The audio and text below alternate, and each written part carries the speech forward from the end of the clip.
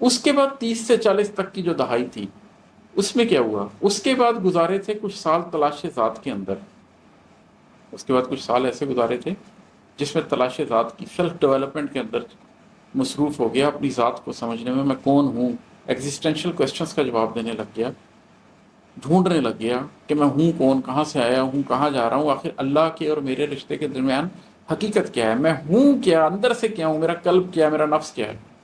اپنے من میں ہوتی غم اور نم کی ایک برسات کے اندر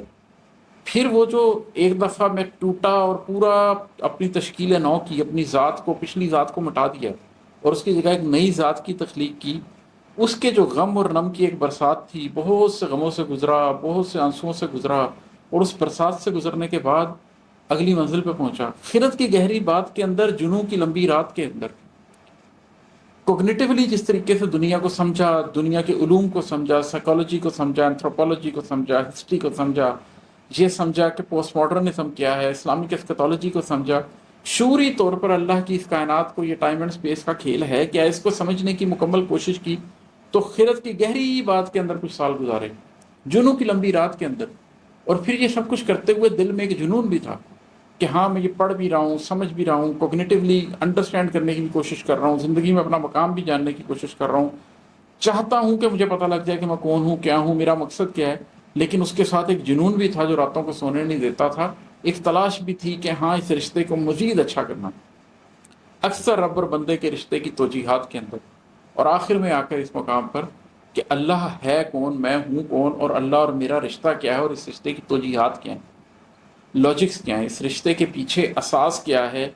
کس چیز سے یہ رشتہ بنتا ہے، کس چیز سے یہ رشتہ ٹوٹتا ہے،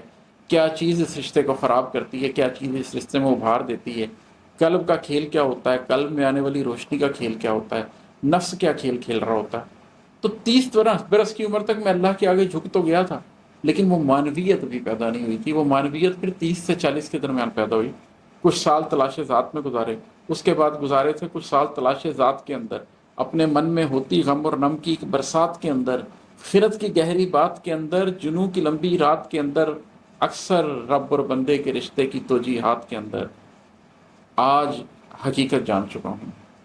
سمجھ چکا ہوں۔ ابھی 40 برس کی عمر میں بات ہو رہی ہے۔